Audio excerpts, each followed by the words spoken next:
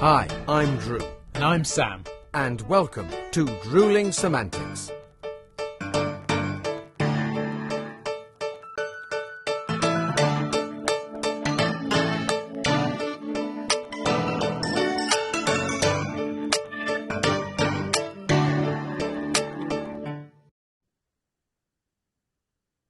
Good morning, my friend. There he is. Hello, mate. Yeah, How you doing? I'm all right. I'm very, very well. But we cannot go any further because it's staring me in the face, or rather, your face. I must ask you, mate. I must ask you what's going on. Oh dear, that's awful. That is truly, truly awful. But I guess that's appropriate because there is something awful currently residing above my top lip and below my nose.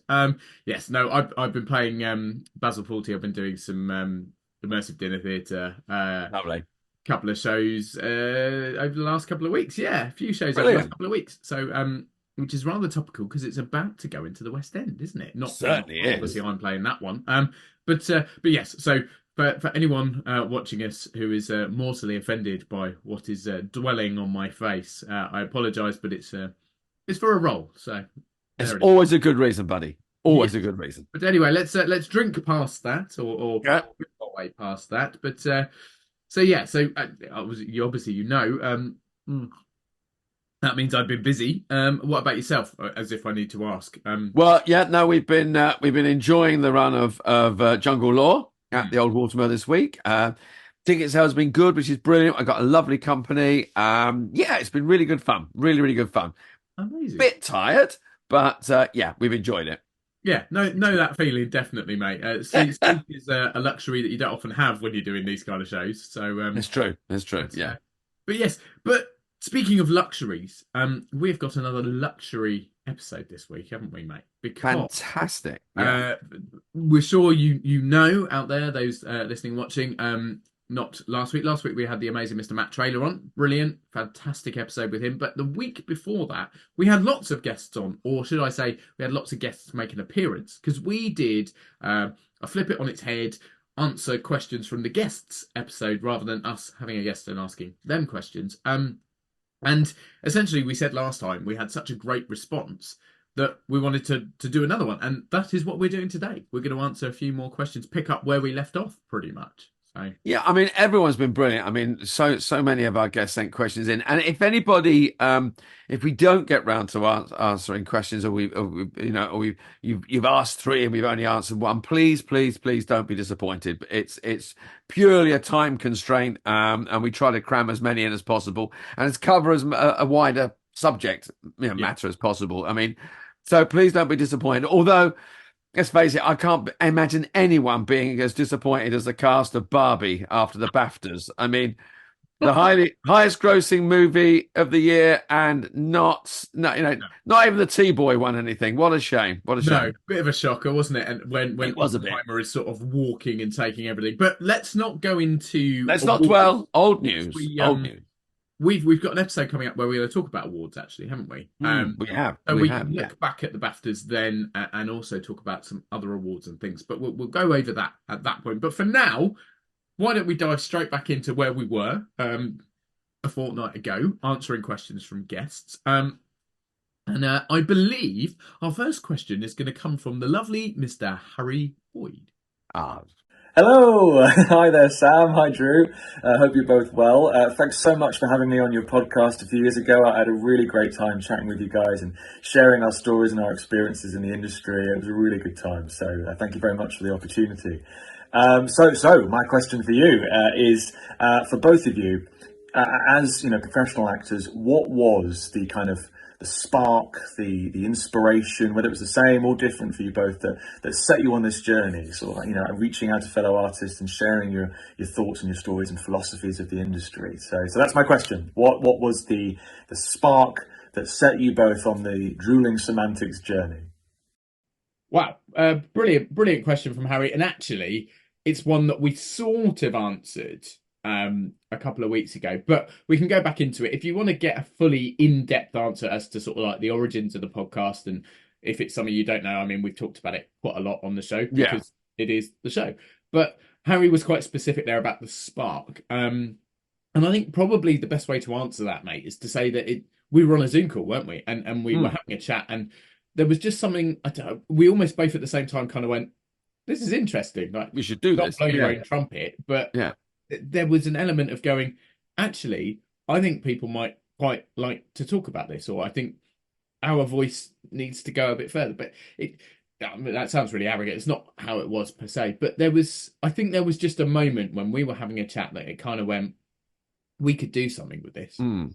So I mean, and as again, as you say, right, you say, Sam. I mean, circumstances are such that we weren't working together as much, and getting together, having a chat, and that was also, as you know, the circumstances made it possible for us to be, available to do it at that, at the period of the unwelcome guest. But also the other spark was that you just came up with a brilliant title, Sam. So we had to do something with the title.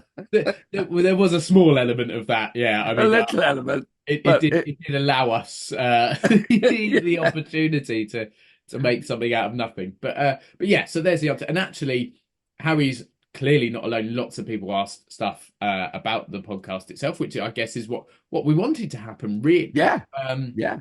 And yeah, do go back and check out some of the other questions we had. But overall, from these video clips and the questions coming in, I think the biggest thing, mate, was it was so heartwarming to hear how positive people were about the podcast and how encouraging. And should we hear just a couple of snippets just to boost our egos a little bit? Oh, How about yes, go this? on then. Ready? How have you managed to keep a very successful podcast going for so long? You're keeping the podcast going, which is brilliant. Well done for that. Keep going forward, whatever you do. Don't give up. Yes, so thank you to those two chaps. We won't reveal, I mean, people will probably have guessed who they are, but they are going to ask further questions later on. But they were not alone. Lots and lots of people did say congratulations on keeping the podcast going, and how much they enjoyed it, and how much they enjoyed being on the show. So we appreciate all those comments, and Absolutely. equally, not just from guests, from all the millions. I'm going to say millions. I don't know how many it is exactly, of course, but Go on. all the people that listen and watch every week, or have done over the past couple of years. Thank you so much. Now, we had, and we mentioned this last time as well, we had lots of people ask more than one question, because the industry, it breeds people that just go above and beyond. So people were very generous with their questions. One in particular who we saw last week was Mr. Terry Burns. Check this out. Hello lads, how's it going? Terry Burns here. So, I've got 3 questions for you, 3 podcast related questions. So yeah, Terry was rather greedy and asked 3 questions. Now he also asked about why we started the podcast, and if you go back and listen to that previous questions episode, we answered that one there. But then, as he said, he's got 3 questions, so we're going to address his other 2 questions in this episode, starting with this one. Are you ready, Drew? How's this for a question? Second question is, are you glad that you did? Has it always been fun and something that you've really enjoyed, or has there been ups and downs? Has there been times when you thought, oh, this is a lot of hard work, or have you just really enjoyed the whole process? So yeah, I mean, I'm going to hand over to you straight away. The podcast itself, has it always been a breeze, mate? It's not always been a breeze, has it? I mean, there's that thing of sometimes it isn't a duty, but there are those times when you think there's so much going on for us, but when you're really busy, it does become a challenge. We've recorded in digs and locations all over the country. So doing it every week is a challenge. It's a healthy challenge, because it is something you go, right, we've got to get our head around this. And it does make us focus. But also I think it's also, because it's us two chatting, it could get a little bit stale. So it is good to keep it fresh. So that's why, having guests and different little episodes like this, that has helped it keep it fresh. But it's great to do. I love it every time. Yeah, I just echo that, really. I absolutely adore it. Number one, I get to talk to my best mate every week, and we get to have a natter, and that's great. But aside from that, it still feels like we're doing something positive for the industry, building awareness. We get to meet new people all the time, which is fantastic.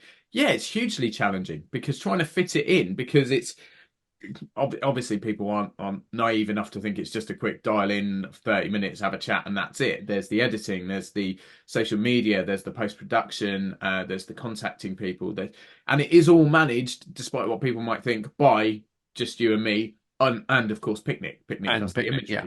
imagery. But aside from that, it's literally just the three of us. We do everything. And yeah, so it's definitely challenging. There have been times that have been like, oh bloody hell, how are we going to fit it in? But we've managed to make it work, and long may it continue. And people seem to enjoy it. So until people stop enjoying it, we'll keep going. We'll keep doing it. That's like a threat almost, isn't it? Yeah, keep enjoying it.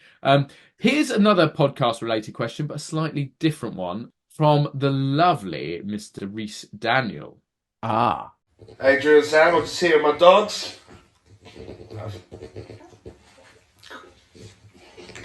Business in need, that's Smiley.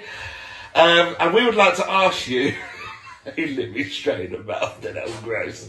We'd like to ask you how you deal with the algorithm. Now, I've been doing some tests myself, and I realised if I post a foul video, it will be pushed to outside my followers much further by the social media platforms, and it will get a lot more views organically.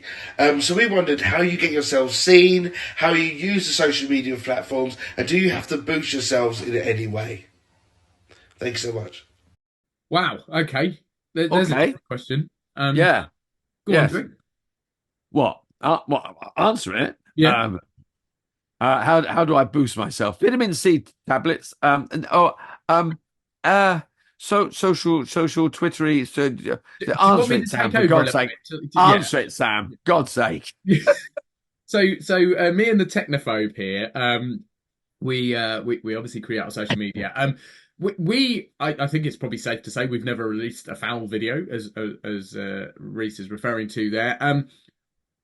We have nothing to hide. Early doors, we paid for advertising. We boosted social media adverts by paying for extra exposure, and it worked. But we are lucky enough now that we've hit a point where we get by on the following we have, the people who share it on our behalf, and the views and sort of the interactions we get. So we don't have to do too much of that now. I guess we just it's very sort of organic. We just go with the flow, in the sense that we don't try and target certain things and force it. I know there are lots of tips and tricks that you can do to that, but we've never been about that. A lot of our promotions come from word of mouth, and friends of friends, and equally our guests will promote on our behalf, which is lovely. So yeah, to sort of answer and sort of not answer Reese's question, we have boosted. We don't boost now. We kind of just rely on our public, on our viewers and listeners to sort of help us out, and touch wood. Yeah, it's all been all right so far. But yeah, so there we go. So well answered, Drew. You sounded a lot like me there, but yeah, close enough. But right, shall we have another one? Quick, let's save you from your embarrassment there. Hello, Tom Neal here, and my question for Drew and Sam is: if Drewling Samantics were middle managers, successful middle managers, in a profitable business, where would they see themselves in 5 years' time? Wow. Oh, good question. Oh, that's eloquently put as well. I like that. Very well. Yeah. Well, I would expect nothing less. No. Oh, right. Okay. Middle management. Drewling Samantics. What I would like is, I would like to be in charge of a bigger department. So I would like to expand with a bigger budget. Yes, to explore further horizons. That was it. So if that's not a cry for sponsorship, nothing is. No, it would be no. I think it would just be gently expand within our capabilities, and within my capabilities. There we go. I was going to say, having just said that we do everything and there's a lot of work, you've said I would like a bigger position. Yeah. But no, I think exactly the same. So if you look at it in that sort of framework or in that way, yes, the aim would be to just progress, to grow, to promote, to climb through the ranks. So I guess if you treat the podcast as an employee, if it's at middle management now, we want them to be CEO. We want to be owner, Yeah. Yeah. head honcho, and all that. So Yeah. yeah, but no, thank you, Tom. Really good question there. Good question. I like that. What about then this one? Hi lads, it's me, TV's Dave Bibby, comedian, actor, holding midfielder. I can get forward if you need me. I have a question for you guys. You've spoken to so many fascinating people from within our industry and around it. I wonder though, has anyone ever said something on your podcast where that has directly influenced how you do something? Whether that's you wanting to try the thing that they're talking about, approaching a task slightly differently, or maybe just an outlook on life and careers. Has anyone ever said something that made you think, I'm going to give that a go? Big love. Hopefully see you soon. Wow, great questions coming in today, mate. Yeah, really good. A really good question. Right, go on then, Sam. Answer Mr. Bibby. What have you got? I'm gonna not answer the question. Well, I am, but I'm gonna sort of turn it on its head, which is ironic, seeing as what we're doing. But every time we have a guest on who does something that I've either been a part of or have done in my career or have certain skills in or have experience of, it just makes me want to do that more. Because I go, oh, I haven't done that, blah, blah, blah, for ages. Or, oh, I wish I was still doing this now. So I guess that's an influence, because it then, at that moment, I kind of go, oh, I haven't done that for ages. I should do this to try and make that happen more, blah, blah, blah. But by flipping it around, what I mean is, what I am going to say is, we have had some incredible comedians, obviously Dave included, incredible comedians on the show. Never has one of them come on and made me think, I want to do that. It terrifies me, mate. Honestly, there is nothing. I love stand-up comedy. Going to watch. I think there are some brilliant people. I've got tickets for a few stand-up comedians coming up this year. Can't wait to go to those. But no thanks. Not for me. Go on then. What about you? You answer it properly. It's much along the same lines at the beginning. I mean, when we started, we had people on that were struggling with the constraints of the unwelcome guest and working their way through, and that was really inspirational. Everybody was driving to keep going and keep our careers alive. And I obviously we were all inspiring each other at that time. But the more guests that come on, I've got a couple of things that I've taken is that people are driven to make their own work. And I've had a few projects and things. And I've taken that on board, and Ron and I with the venue at the Watermill, that's been something like, yeah, make your own work. So I've been encouraged to push forward with that. But also, I like to do lots of different things, and you look at someone and they're really skillful because they've worked at it.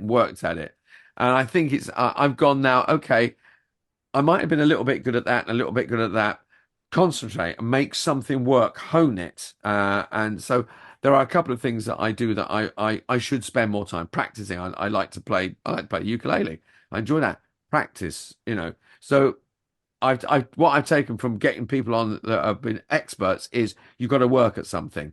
Yeah. You can't just pick it up and put it down, work on it. So that it's made me go, okay, follow through with things that I want to do, make my work. And also if there are things that I've been doing that I should practice more, get good at it, because there's no good being half good at something.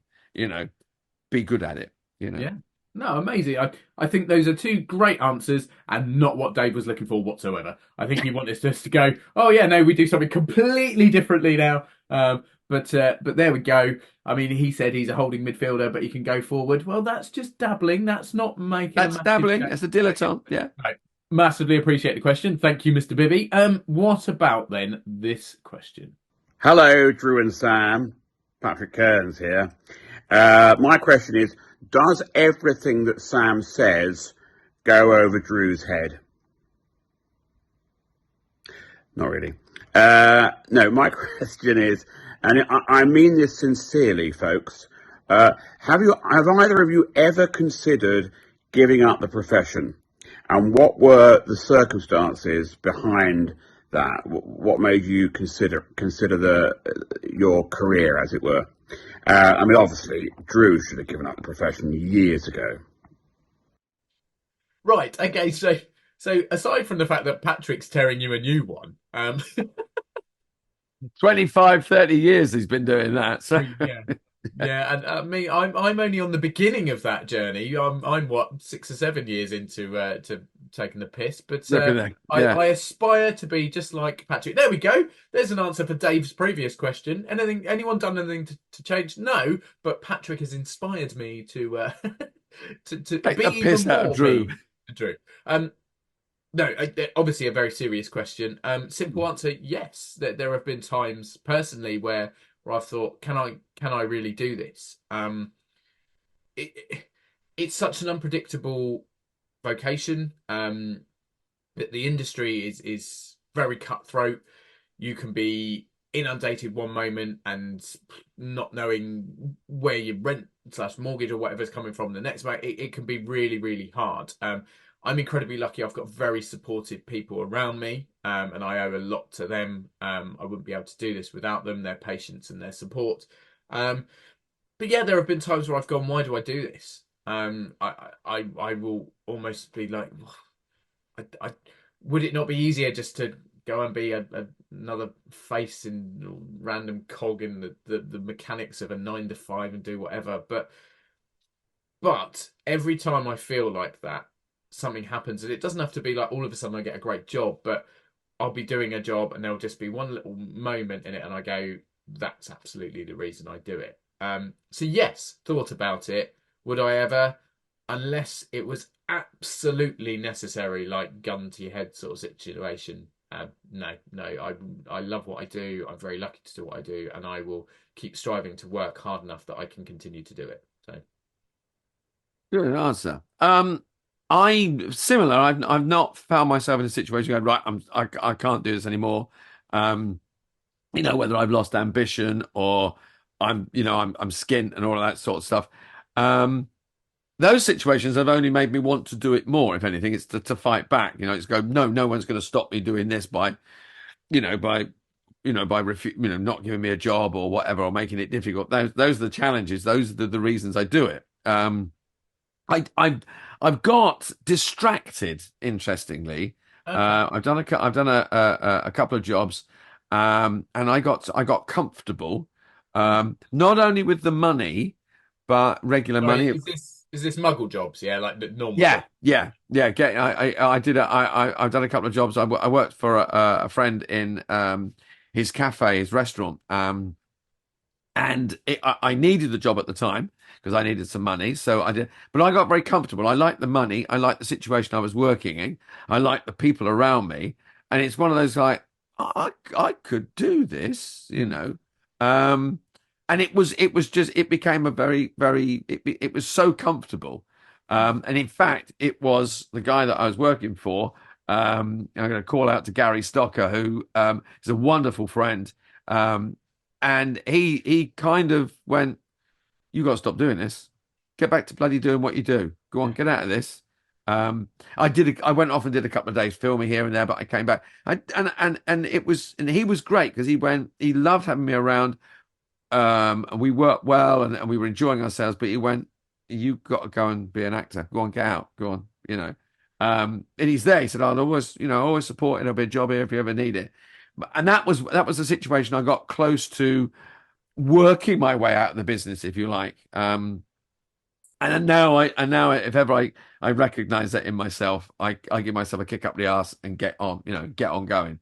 Don't get comfortable, don't get complacent, keep on bloody working. How long ago was that, if you don't mind me asking? That's got to be a good 10, 15 years ago. So yeah, quite some time ago. It's interesting. It's sort of that grass is greener thing, because you were in that job, but for only a short amount of time. So at the time, it probably felt like, oh, this is great. I can do it. Had you made that jump, you probably would have been looking, going, oh, I miss theatre so much. I miss performing so much. Yeah, I think it was an accident. If I'd have made the choice, it would have felt like I had to do it. I've been forced out of the business. What it was is I was being sort of gently teased out of the business, and I didn't realise it was happening. And it was only because other people cared that they went, get on it again. So that was, yeah. But interesting question. Very interesting. Yeah, no, brilliant question. Right. And as I expect, this one will be. Hi Drew, hi Sam, my name's Rebecca Grace and I am a makeup artist. I've previously been on one of your podcasts, and my question to you guys is, What is the most favourite job that you have done within the creative industry and why? Okay, great question. Now, Good question. Becky also asked a couple of questions, and she's in the previous episode as well, asking something else. So if you want to check out what else she asked, do go back and listen or watch that one. Favorite job in the industry. Now, I've got a great answer to this, which I can't say yet, because I've got a job coming up, which is possibly one of my favorite of all time, because I'm going to be paid to do something that I love doing, and not just in a performance sense. Like the thing I'm going to be performing as doing is also something. Does that make sense? It does. Yes. Yeah. I can't talk about it yet because can't talk about it yet, but we will go into it soon. But there are, when we say perks to the job, this one, wow, cannot I wait. can't wait. I But can't wait to hear about this. yeah, well, exactly. Aside from that, and Broken Record coming up, Rock of Ages. I love the musical. I've always loved the musical, and I got to play my favourite character in it, Lonnie Barnett. I won't bore everyone going into it further. I've talked about it so many times on the podcast, but yeah, probably my favourite job of all time, just because how much I love that show. But yeah, go on, Drew, your turn. I'm gonna put on another Broken Record. Mine was actually thanks to a previous questioner, Patrick Kearns. I did a production of Brian Clemens' Strictly Murder, which was one of the most pleasurable roles to play, one of the most enjoyable roles, challenging. It was a great tour, great company. Yeah, that was mine. I could do that every day, you know. Yeah. I mean, it's nice that things go sort of full circle, because obviously we've had the question from Patrick about have you ever given up? I guess this question sort of shows why we don't, because these gems come up and we love doing what we do anyway, whatever it may be. But there are certain moments that you do something and it's just like, oh my God, this is absolutely why I do it. I'm so lucky. Yeah, them's the rewards. You mentioned Mr. Clements there, who obviously created Strictly Murder. I wonder if we might hear from a relative of his at some point. Like, how about now? Now. Hi, Sam and Drew. This is Sam here. Just a quick question. What would you say was your high point, your low point, and your curveball from last year? Oh, God. What a question from Mr. Sam Clemens there. Sound of Brian Clemens. So, yeah. I like the linking there. That was almost like we planned it, mate. But go on then. High, low, curveball. Okay, I really I got to play Professor Marcus in Lady Killers, Brighton Open Air Theatre. That was a lovely experience and a lovely part to play. Albeit that we were covered in wool and tweed and it was 30 degrees blazing sun. It was a brilliant show to do. So that was the high point. Curveballs.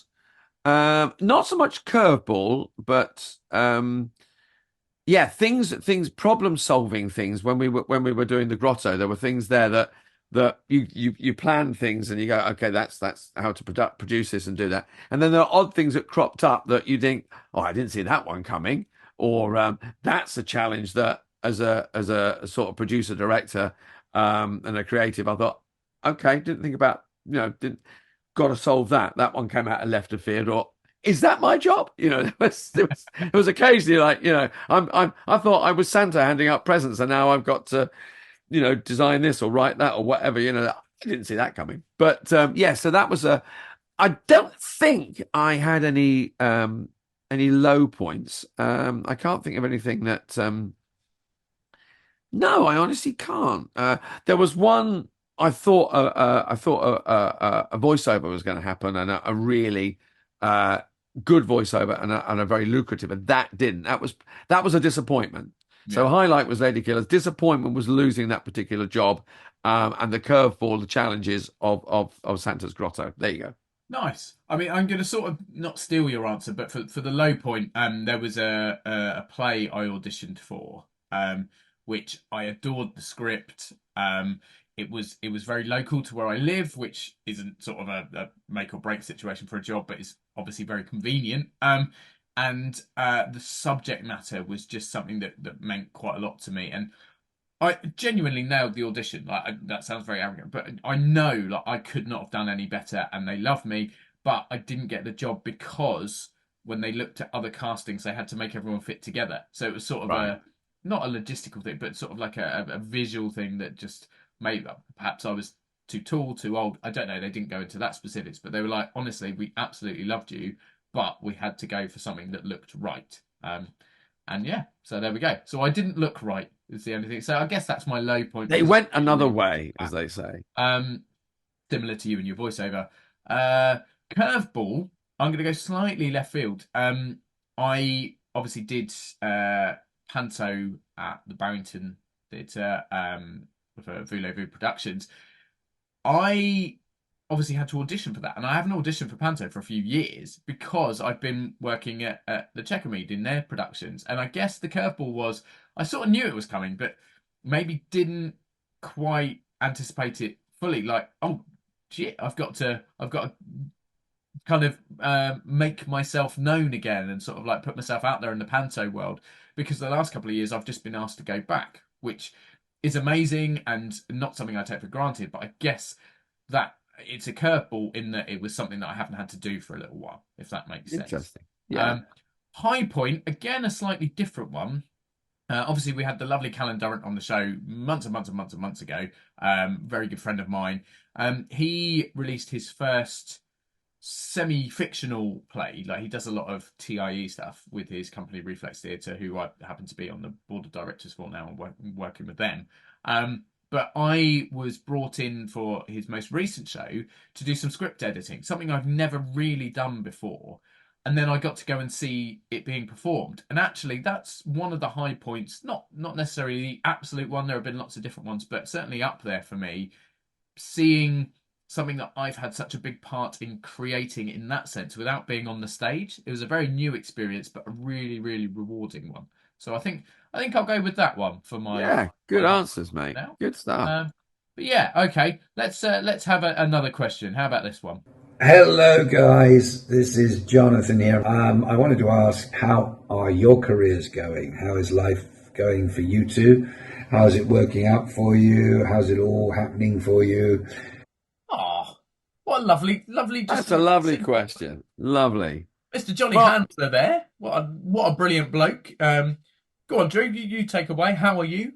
Well, I would expect nothing more from Johnny Hanser, as a man who's on a learning and a very honest spiritual journey. So I'll be very honest with you, Johnny. I'm doing all right. I think. I mean, I'm as I get older, I'm growing into my work. I'm more me. I'm very honest with myself. I'm having fun, and I've also woken up to the fact that every career is different. You know, I've got friends who are in the West End, National Theatre, doing big films, and I'm doing what I'm doing, and it's my race, and I'm being very honest with myself. I'm going, this is my career, and I'm going to be proud of what I do. You know, I've had a lovely successful commercial campaign on television, and it's like, take that. So I'm waking up to the fact that I am me, and I'm enjoying myself a lot. Brilliant. Yeah. Well, what a great answer that is. Very heartfelt as well. Yeah, I'm good. Thank you for asking, Johnny. Hope you are good too. I'd like to be busier. When I'm busy, I'd like to be less busy. I think we're all struggling a little bit because of lots of things going on with the government and across the world and financially. But I feel lucky every day that I get to do what I do. I feel privileged. And yeah, I'm good. At the moment, I'm a little bit tired. Didn't sleep that well. There you go. There's an honest answer. So thank you so much for asking that, Johnny. A real sort of like personal question there, but really means a lot. And we obviously hope that you are doing really well too with everything you've got going on. Thank you, mate. Lovely.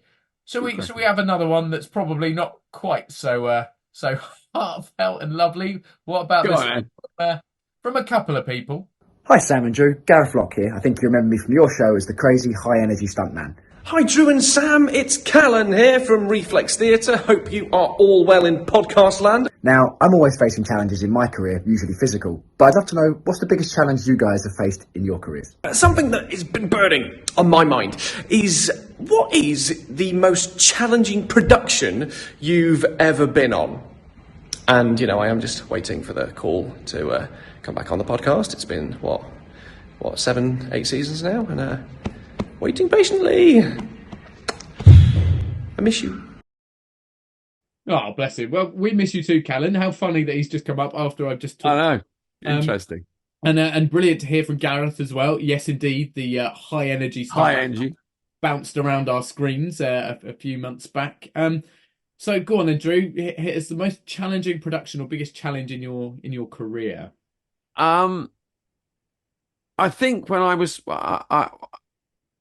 first started out, like a lot of people, I took on loads of jobs.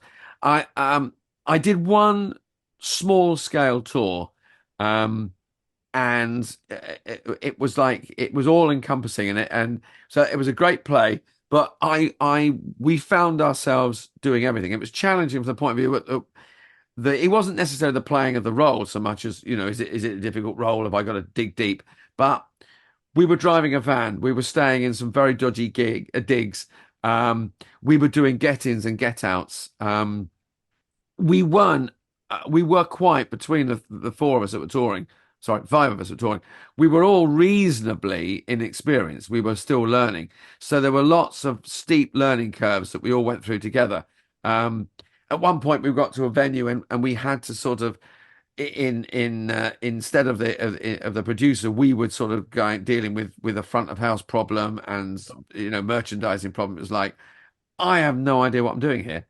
So that, I remember that being a challenging tour. I love touring, but that one in particular, when I had very little experience and I had to learn on the job very, very quickly. I'm not going to name the company, but they are a marvelous company. I would probably respond. I've got a couple of sort of ideas. I guess, again, something I've talked about a lot before, when I was in a production of The Full Monty, the musical. I broke my nose in rehearsals. Our leading man tore his, I don't know if it was his Achilles or something. He tore something fairly substantial. So there were lots of challenges on that production, because we just had unforeseen injuries and things that sort of held us. But nonetheless, we created this amazing piece and we still went ahead. And no one really would have known that anything wasn't as it should have been. Personal challenges, I think it's just keeping going. And it sort of harks back to what Patrick was talking about. There are lots of things that motivate you, but you do also have to find your own personal motivation, and there can be times where that's really difficult. So I guess overall in my career, just keeping going is the biggest challenge, but one that I'm happy to say that I've sort of overcome and continue to overcome, and there's always sort of light at the end of the tunnel, and you just have to keep fighting. Interesting. What I will also say is, seeing as Callan asked it, I'll mention a show that he produced and directed, where, and again I've talked about it on the previous episode, I had to play a really, really not nice character, who essentially was, he was a paedophile basically, but the preparation for that role, as in like doing the research and working with sort of charities and stuff that were able to help with that was really demanding. It was a massive challenge.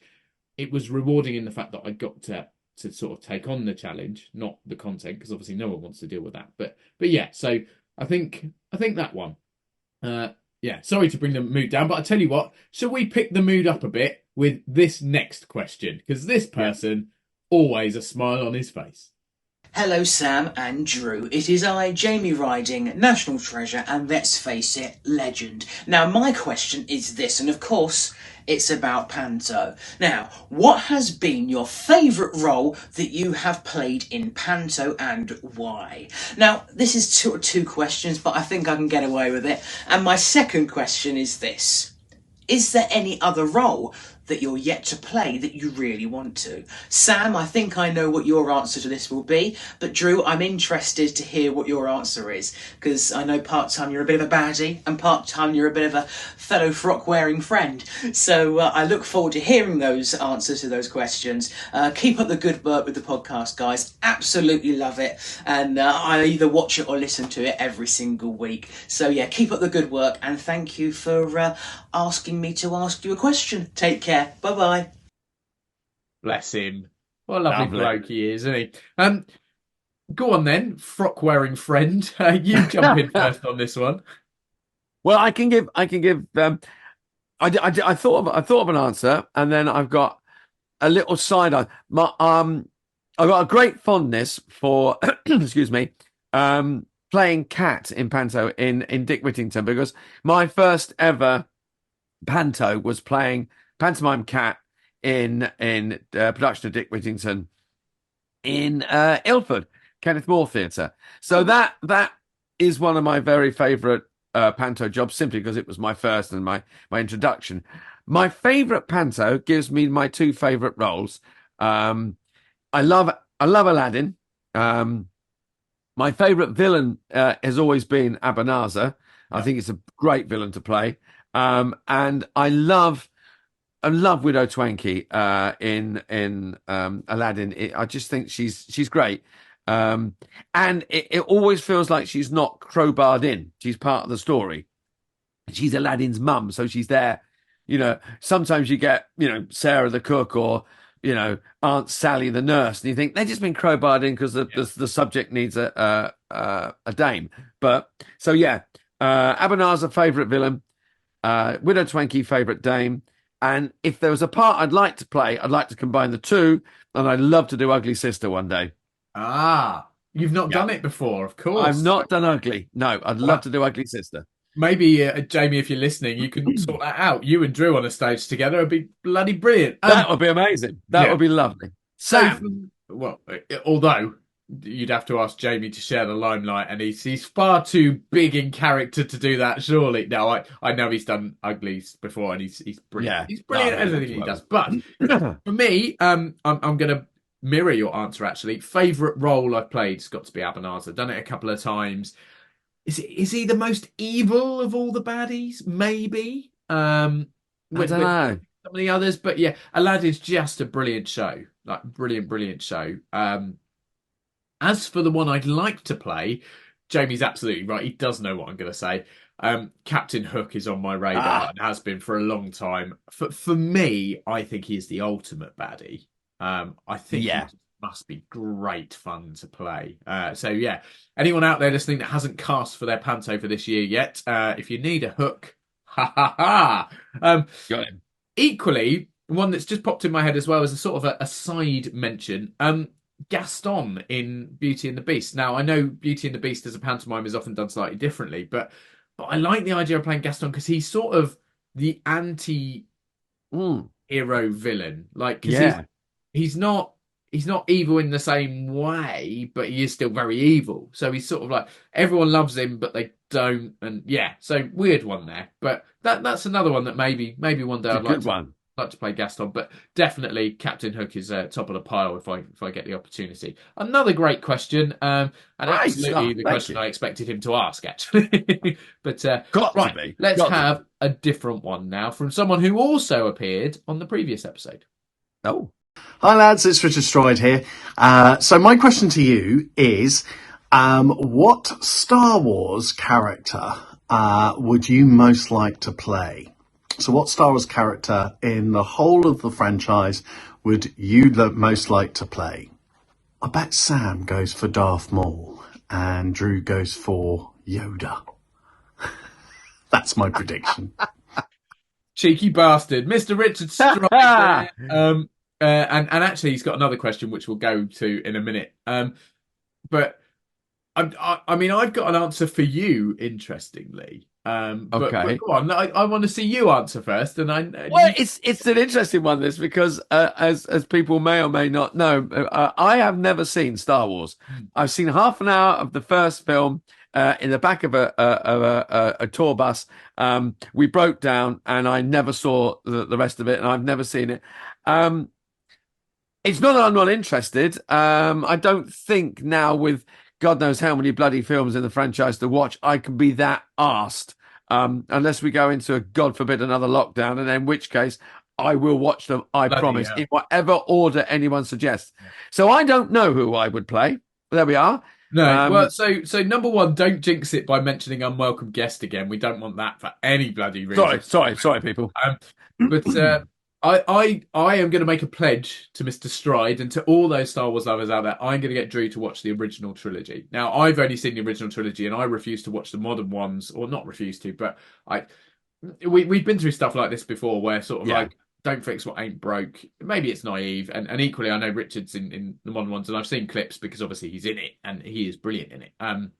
But I've never watched the newer ones all the way through. But Drew, at some point, I'm going to force you to watch the first three, or encourage you to watch the first three. And I think first three in release order, not in the story order, because that confuses me as well. But I think you'll love them. But that said, I've got two suggestions for you. I'm going to mirror what Richard said, Yoda, because you wouldn't need any makeup, you wouldn't need to be made any taller or shorter.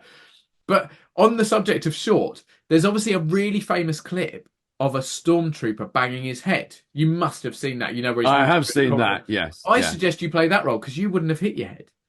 So I think that's the role for you. For me, I'm completely right. Number one, either Han Solo because it's Harrison Ford and he's just brilliant and amazing role, my kind of role. But the other one I'm going to say is Jar Jar Binks from I think he's in episode 1 and possibly episode 2 because everyone hated him or everyone hates him, and I don't really understand why. But equally, because it's a challenge to try and get people to like him. So there we go. There's my answer for you, Richard. To your first question, to your Star Wars question. Excellent question. Let's have another non-Star Wars question from Richard. Here we go. What influenced you as a young person? So was it a particular film or a TV series or a particular person? Who is your inspiration for what you are today? Wow, definitely a bit deeper and different that one. Go on then, Drew. Seeing as you sort of didn't answer the previous one. Okay, I'm a huge fan of Charlie Chaplin. I loved watching when I was a kid. I loved watching Laurel and Hardy, but I loved Charlie Chaplin. He was a huge influence on me. Particularly because I loved his clowning. I loved his silent work was wonderful. He wrote, he directed, and for a man to do all that and create those wonderful movies, massive influence. Also a little fella, also a little, a small actor. I loved doing a lot of clowning and physical stuff and mime. So he took me down that avenue, which is a big influence on the way I work, the way I create characters and that, because I'm a very physical performer. Bizarrely, and I watched loads of them when I was a kid in the late 70s, mid to late 70s. TV comedians. I used to like watching stand up, bog standard, all those old fashioned, my mother-in-law type of comedians. I love the fact that they could hold an audience, tell a gag. It was just really good, honest, controlling an audience and taking an audience that didn't want to laugh and having them in hysterics inside 10 minutes. I just thought how clever they were.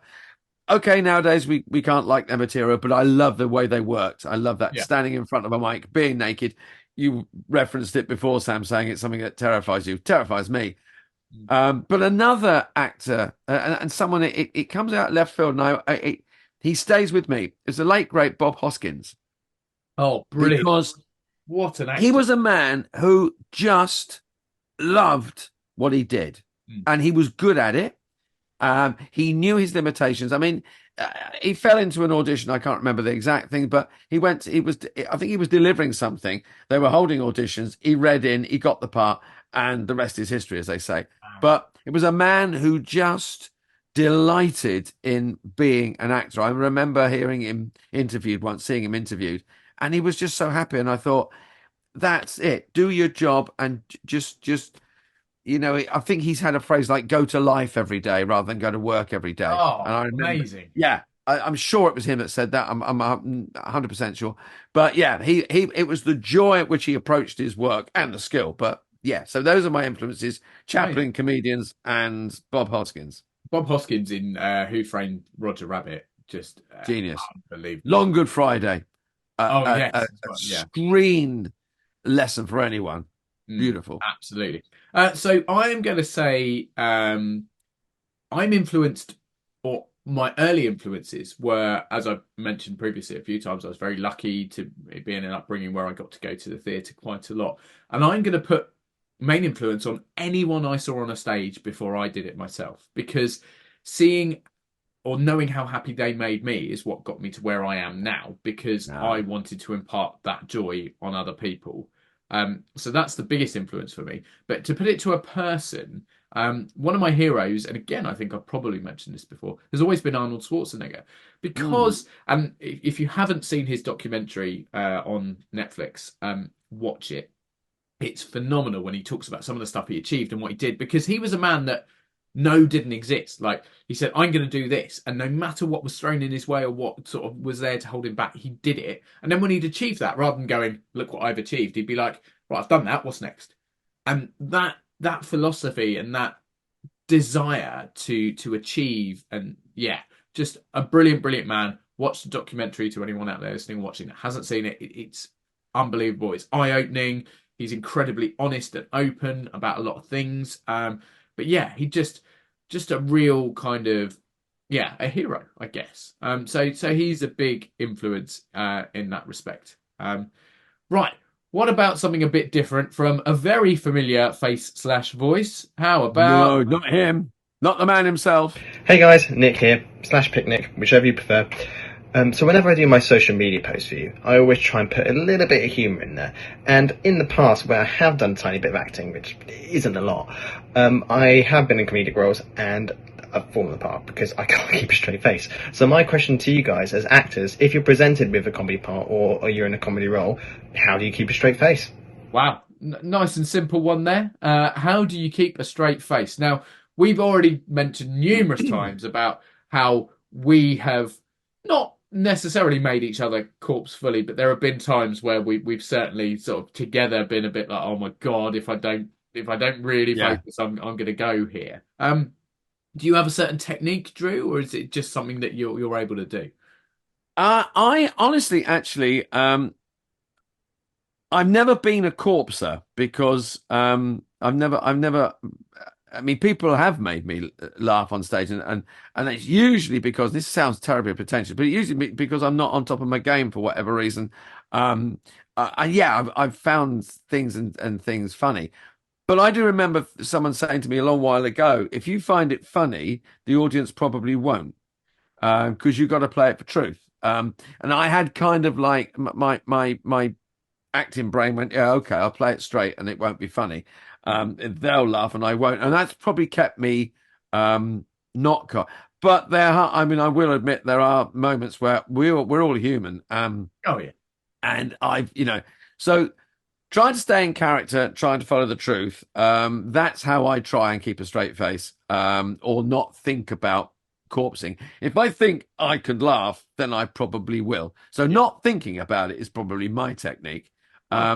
And playing the truth. Yeah, that makes sense for me. And I again, not sort of Billy Big Bollocks, but I tend not to corpse. I'm very good at sort of knowing how to hold in. But equally, I find a lot of the time when you know what's coming, it's not quite so funny to you because you would have done it so many times. Improv or sort of like off script stuff is very different, and that's where sometimes there's a little bit of the corners go up on the mouth or whatever. There have been times, absolutely, you've made me corpse previously, and there have been moments. What normally sets me off is someone else going first. If something's going on and someone breaks, that's the one thing that can take me. But normally I'm very good because I know what's coming, so I know what to expect. Not to spoil it for anyone out there that believes in the magic, but even the stuff that's like forced, like corpsing and stuff in panto, it's obviously all very planned. So those are deliberate things, and even when it seems like it's not coming, you know it is coming. Yada yada. But yeah, but my technique is just to stay professional, stay concentrated, and be prepared, I guess, for stuff that to not go as you expect it, and absolutely be aware that you're working with funny people. So whenever we do something together, I know that if we're doing a comedy show, that there's every chance you're going to do something that I'm not expecting that will be very funny, but I just have to be prepared for it. And you stay in character, as you said, like that's the imperative thing. As long as you stay in character. If you stay in character, there was, excuse me, a very quick story because that involved a whole cast laughing. And it followed a day where an actor I was working with had a series of slightly unfortunate events that were funny, but it built, and we were all involved. We went on a company picnic. He sat in something very unfortunate in a brand new pair of jeans, and this whole day just escalated into a complete. When he walked on stage that night, we were all aware that he'd had this horrendous day that was absolutely hysterical. The guy walked on stage and smacked himself in the face with a door in a very, very serious moment, a very tense moment on stage. And when the audience, thank God the audience laughed, and about 10 actors on stage just went, we all fell about. And it took some time. And every time one of us tried to get a line out or bring it back, we were gone. That's the problem, yeah, isn't it?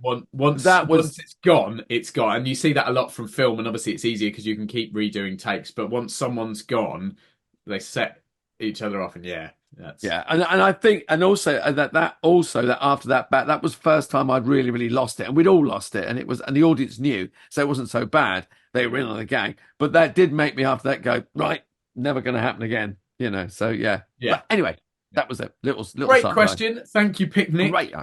Thanks for coming on and showing your face, which is a rarity. Normally, it's just your illustrative skills that we get to sample. And obviously, thanks to Richard as well for his question before. Brilliant question. And that's nearly it, mate. But we did say earlier on, Mr. Terry Burns with his 3 questions.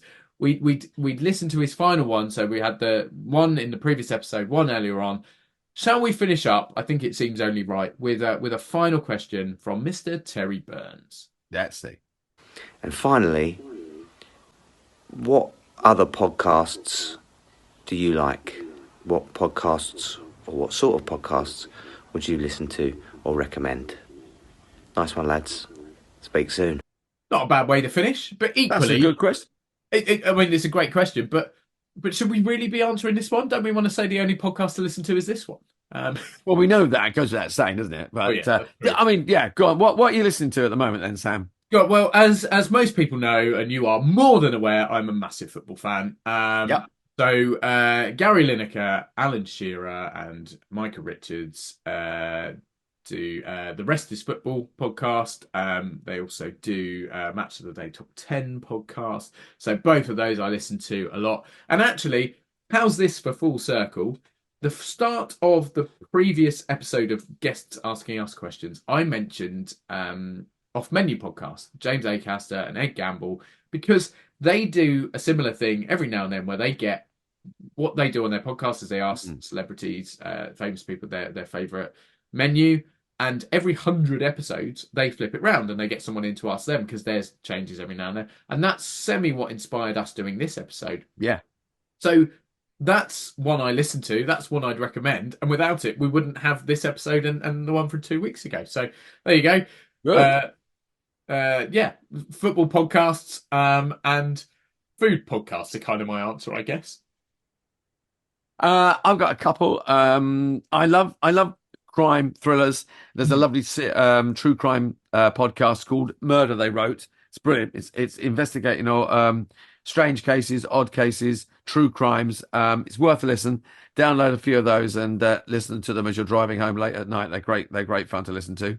I'm a big news. I listen to the news all the time. I have news stations playing in the background when I'm at home.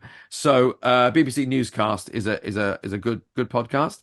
And if you like a little bit of something off the wall, which I do, there's a lovely one by John Ronson called Things Fell Apart. And John looks into just weirdness, again, just weird stuff. And some of it's funny, some of it is just like, what the hell? But those are 3 podcasts I'd recommend. They're good fun. Brilliant. Well, and of course, there is one podcast that everyone should be listening to or watching, should you choose to go on YouTube, and that is Drewling Samantics, which will be back next week because that's pretty much all we got time for. An enormous thank you to every single guest. not only the ones that sent in questions, obviously massive thanks to them for sending in us questions, but equally all the guests we've had on previously that have made us think about stuff and be able to answer things as well.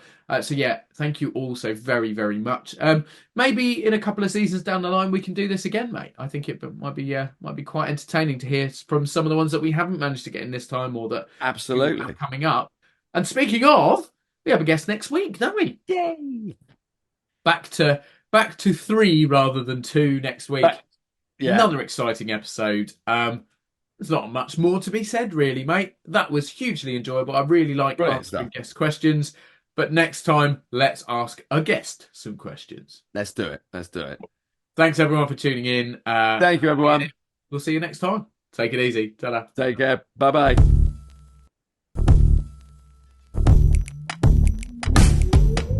Thanks again for watching this episode of Drewling Samantics. Please make sure you subscribe to our channel and turn on notifications so you never miss a new video. Don't forget, we're also available as audio only. Just search Drewling Samantics in any good podcast app. And please support us on social media. All our links and handles are on screen now. We love welcoming new followers and subscribers, so why not share with your family and friends so they can join in too? Thanks very much. See you next time.